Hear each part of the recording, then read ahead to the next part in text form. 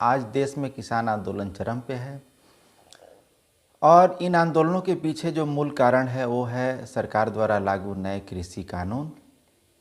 सरकार इन कानूनों को कृषि और किसान हितैषी से बता रही है, जबकि कृषि संगठन जो है, किसानों के जो संगठन हैं, वो इन्हें ट्रिपल मर्डर कंस्पिरेसी बता रहे हैं, जिसमें पीजेंट, लेबरर और कंज्यूमर तीनों अंततः मरने को विवश होंगे।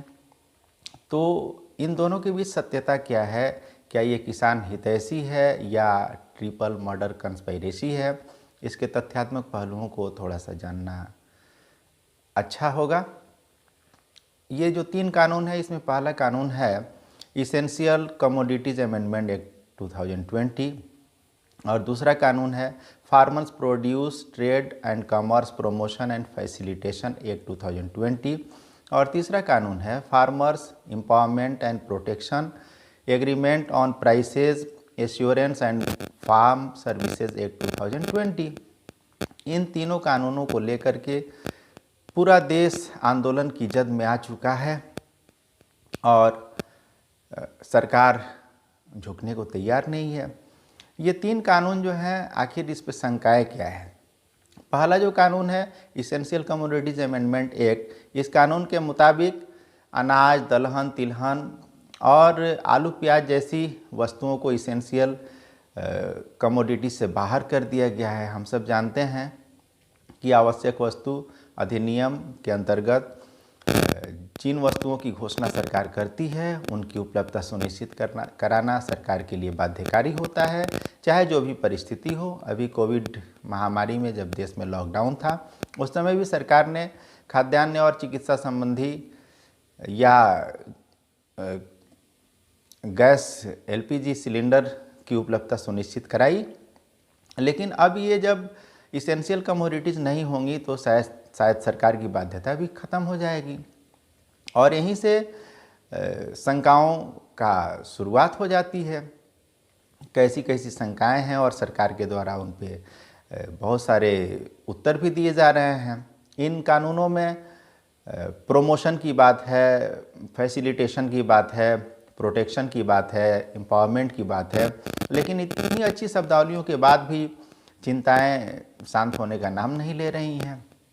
ये तीनों कानून अगर पूरी तरह लागू होते हैं तो निश्चित रूप से देश में कॉन्ट्रैक्ट फार्मिंग को बढ़ावा मिलेगा और ये कॉन्ट्रैक्ट फार्मिंग कैसी होगी भविष्य में, इसको जानने के लिए हमें अतीत में भी थोड़ा सा जानना होगा।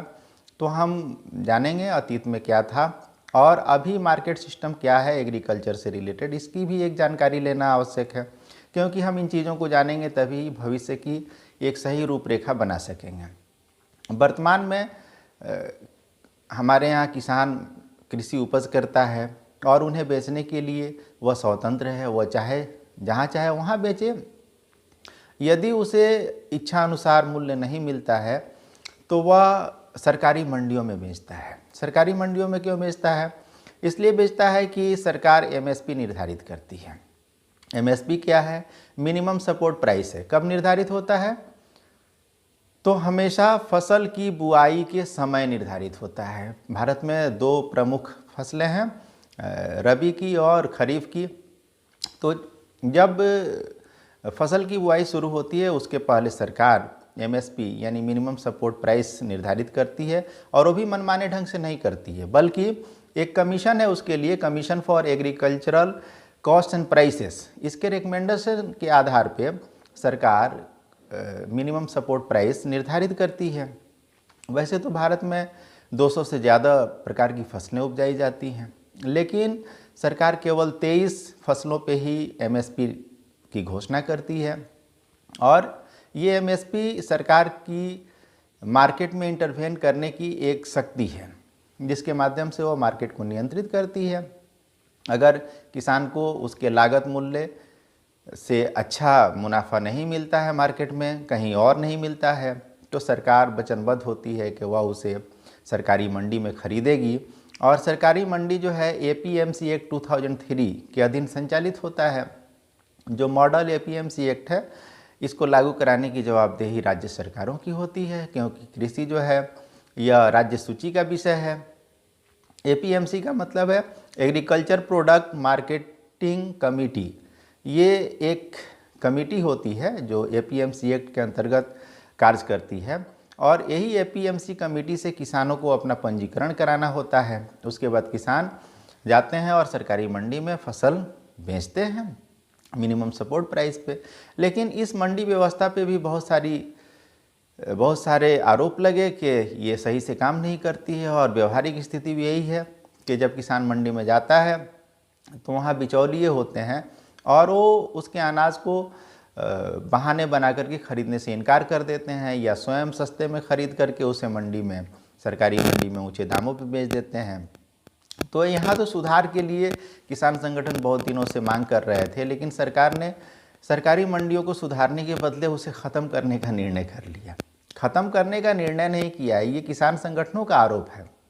सरकार तो बार बार कह रही है कि मंडी व्यवस्था भी चलती रहेगी, एमएसपी भी चलती रहेगी।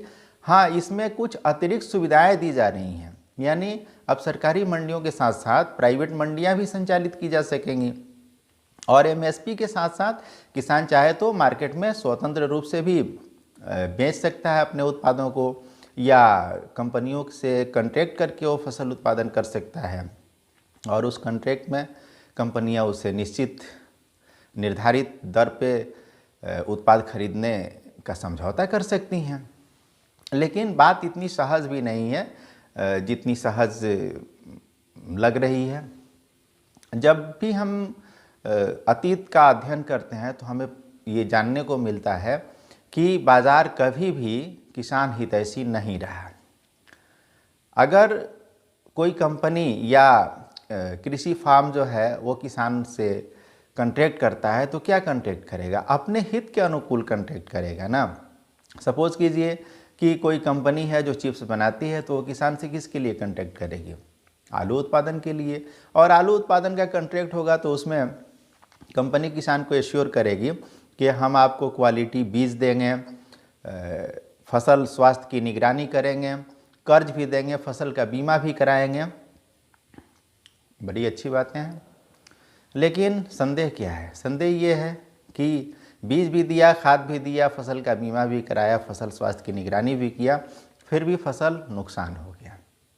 अब नुकसान हो गया तो भरपाई कौन करेगा?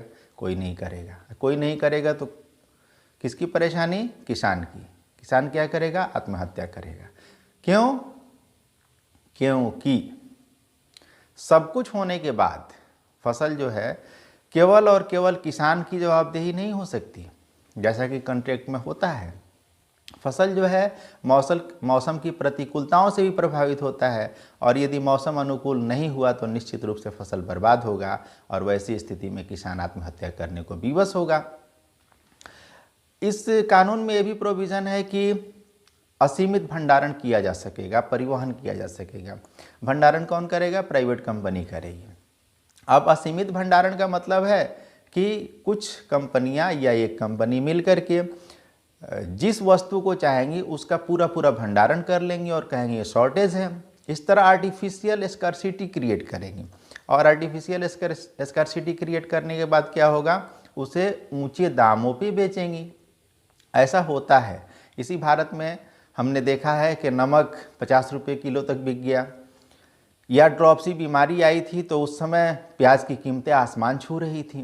तो ऐसा क्यों होता है? ऐसा अक्सर ब्लैक मार्केटिंग की वजह से होता है, जहां बिचौलिए जो हैं वह बड़े पैमाने पे भंडारण कर लेते हैं, और आर्टिफिशियल स्कार्सिटी होने के बाद जब जनता खरीदने के लिए आतुर होती है तब उसी को ऊंची कीमतों पे वो बेचते हैं।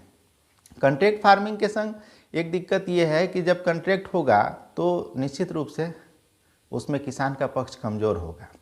क्यों कमज़ोर होगा? क्योंकि किसान न तो उतना पढ़ा लिखा है, न ही इतना सक्षम है। पढ़ा लिखा मतलब कंपनी जो कुछ एग्रीमेंट में लिखेगी उस पर किसान साइन करेगा, वह पढ़ के समझ पाने में सक्षम नहीं है। अब कोई विवाद होगा तो क्या कोर्ट कचहरी का चक्कर लगाना पड़ेगा? सरकार कह रही है कोर्ट कचहरी नहीं जाना पड़ेगा, स्थानीय स्तर पे विवादों का निपटारा होगा, और स्थानीय स्तर का मतलब है एसडीएम के स्तर पे। एसडीएम साहब कैसा डिसीजन देंगे, इसको लेकर किसान ज़्यादा भयभीत हैं। और एसडीएम साहब के पास पैरवी करने के लिए किसान के पास तो टूटी फूटी भाषा होगी, जबकि कंपनी के तरफ से लर्नेड एडवोकेट साहब होंगे। तो फिर किसान कहाँ बचेगा? अगर कॉन्ट्रैक्ट होगा तो छोटे छोटे किसानों का कॉन्ट्रैक्ट कैसे होगा? सरकार का कहना है कि फार्मर प्रोड्यूसर ऑर्गेनाइजेशन है, ये जो है छोटे छोटे किसानों को संगठित करेंगे और उनके संग एग्रीमेंट करेंगे, लेकिन ये काम आसान भी नहीं है। वैसे भी अगर मान भी लिया जाए कॉन्ट्रैक्ट फार्मिंग चल पड़ी, कानूनों के लागू होने के बाद भारत में कॉन्ट्रैक्ट फार्मिंग शुरू हो गई, तो भी क्या अच्छा होगा या बुरा? अतीत तो यही बताता है कि अच्छा नहीं होगा। क्यों नहीं होगा? क्योंकि सबसे पहले भारत के विकसित राज्यों में एक तमिलनाडु है, जहाँ पे अक्टूबर 19 में एक एक्ट बना, agricultural produce act and live stock contract farming and services act, और वहाँ पे कॉन्ट्रैक्ट फार्मिंग शुरू हो गई। किस फसल की कॉन्ट्रैक्ट? तो गन्ना का। कौन करता है? मिल मालिक। मिल मालिक गन्ना उत्पादकों से कॉन्ट्रैक्ट करते हैं, लेकिन जब गन्ना उत्पादक अपना गन्ना बेचता है मिल मालिकों को, तो उसका भुगतान 18 महीने बाद होता है। अब जरा बताइए, क्या किसान के अंदर इतनी सामर्थ्य है कि वह फसल उत्पाद को 18 महीना बाद प्राप्त करे और इस बीच सर्वाइव कर सके? बहुत मुश्किल काम है।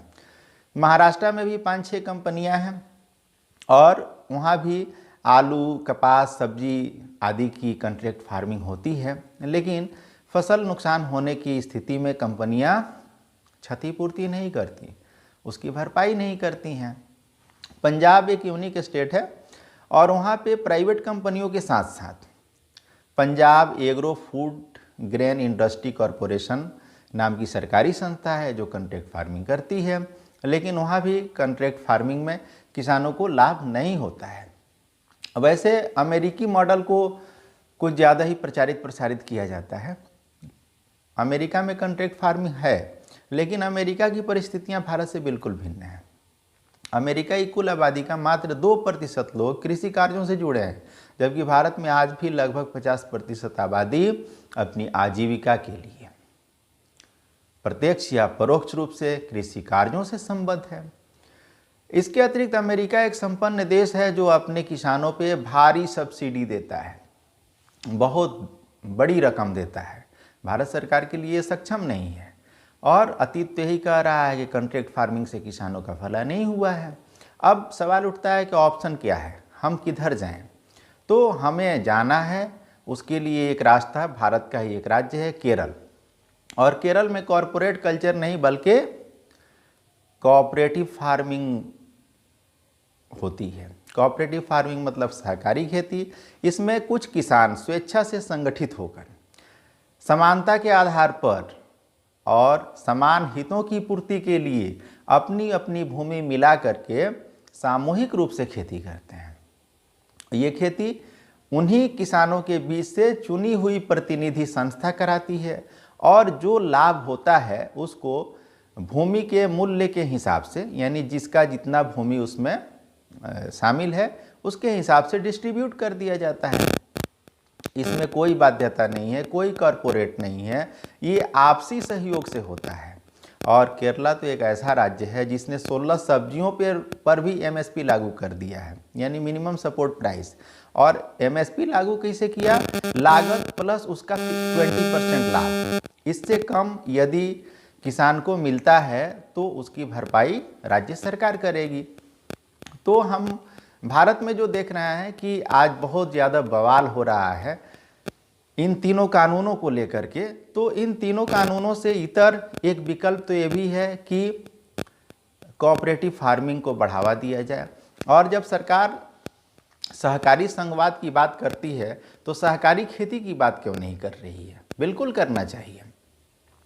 वैसे अभी जो हमारे यहाँ विवाद है वह कुल मिलाकर के एमएसपी पे आके टिक गया है कि सरकार यदि कह रही है, मौखिक रूप से बार बार कह रही है कि एमएसपी जारी रहेगा, तो उसका एक लिखित क्यों नहीं दे देती, एक कानून क्यों नहीं बना देती कि चाहे वो प्राइवेट मंडी हो या सरकारी मंडी हो, जो सरकार एमएसपी जारी करेगी उस पे खरीदने की बाध्यता होगी, बस मामला हल।